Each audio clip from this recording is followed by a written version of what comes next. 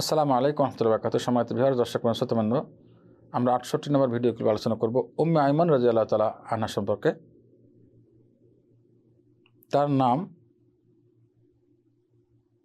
বারাকা এবং তার উপনাম ছিল উম্মে আইমান। তিনি বান্দি ছিলেন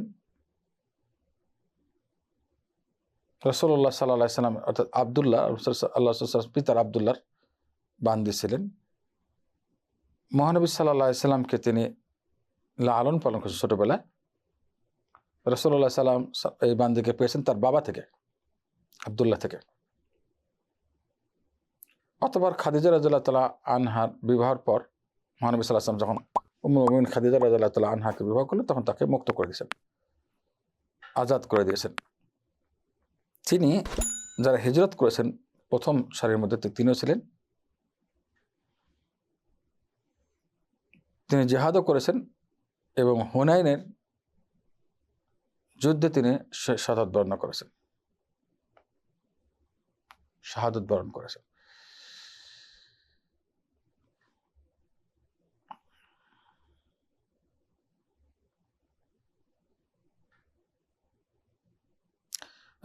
হুনাইনের যুদ্ধে তিনি অংশগ্রহণ করেছেন, আমি কারেকশন করছি, হুনাইনের যুদ্ধে অংশগ্রহণ করেছেন। মুক্ত করার পর রাসূলুল্লাহ সাল্লাল্লাহু আলাইহি ওয়াসাল্লাম তাকে যায়েদ বিন হারেসা রাদিয়াল্লাহু তাআলা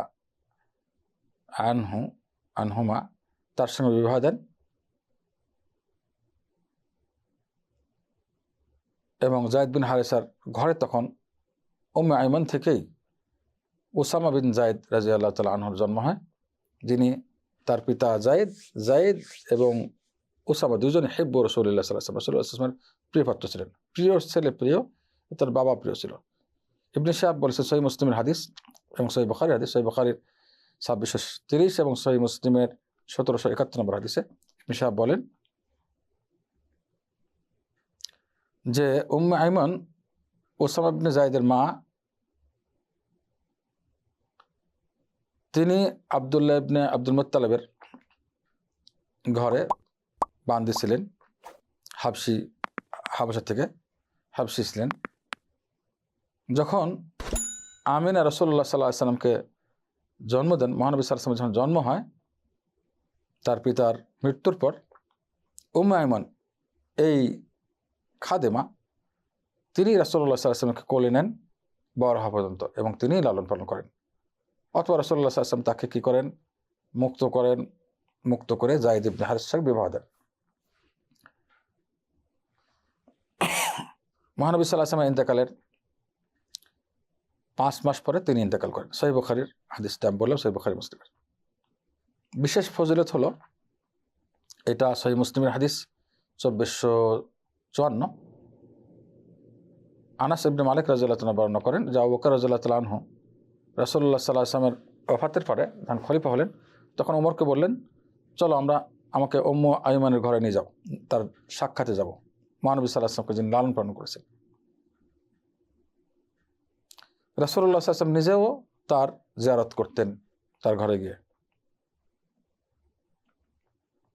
আবু বকর ওমর যখন পৌঁছলেন তখন কান্না শুরু করলেন।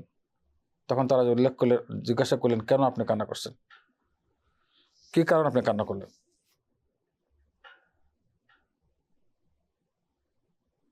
বলছে যে নিঃসন্দেহে রাসূলুল্লাহ সাল্লাল্লাহু আলাইহি ওয়াসাল্লামের জন্য আল্লাহর কাছে যা আছে সেটা অনেক বেশি উত্তম দুনিয়ার চেয়ে।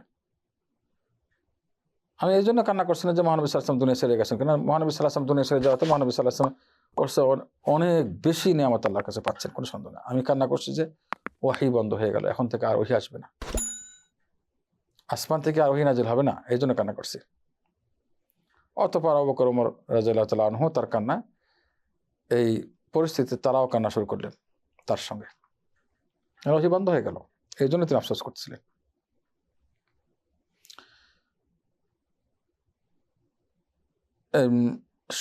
শেখ শোয়েব আল-নামুত হাদিসের সনদটাকে সহি বলেছেন। সিয়ার আলামান নুবালা এর টিকায় তিনি সহি বলেছেন। 2 নম্বর খণ্ড 727 পৃষ্ঠা, সিয়ার আলামান নুবালা।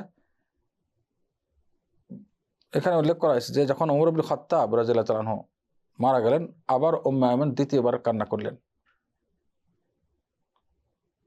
বললেন যে আলিয়াম ওয়াহিয়াল ইসলাম। তিনি মহানবী সাল্লাল্লাহু আলাইহি ওয়াসাল্লামের ইন্তেকালের পরে কান্না করেছিলেন, যেটা ঘটনা গেছে। আর আজকে কান্না করলেন ওমর ইবনে খাত্তাবের মৃত্যুতে, কারণ আজকে ইসলাম দুর্বল হয়ে গেল। ওমর ইবনে খাত্তাব ছিলেন অত্যাধিক দ্বীনের স্ট্রং খলিফা, যারা কোনো ধরনের ফিতনা ফাসাদ করতে পারতো না। ওমর ইবনে খাত্তাবের ভয়ে মানুষ, এবং তার যুগেই বিভিন্ন রকম বিজয় ইসলামের হয়েছে, ইসলাম শক্তিশালী হয়েছে।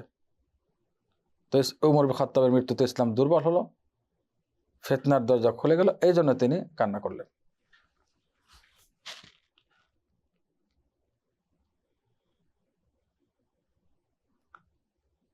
উম্মে আইমান রাদিয়াল্লাহু তাআলা আনহা ওমর ইবনে খাত্তাব রাদিয়াল্লাহু তাআলা আনহুর ইন্তেকালের পর ইন্তেকাল করেছেন। ওয়াকিদে বলেছেন যে ওসমান ইবনে আফফান রাদিয়াল্লাহু তাআলা খেলাফতের সময় তিনি ইন্তেকাল করেন। রেফারেন্স সিয়ার আলাম নুবালা 2 নম্বর খণ্ড 223 পৃষ্ঠা, উসদুল গাবা ইবনে আসিরের 7 নম্বর খণ্ড 37 পৃষ্ঠা এবং শাজারাতুদ দাহাব 1 নম্বর খণ্ড 15 পৃষ্ঠা। আসসালামু আলাইকুম ওয়া রাহমাতুল্লাহি ওয়া বারাকাতুহু।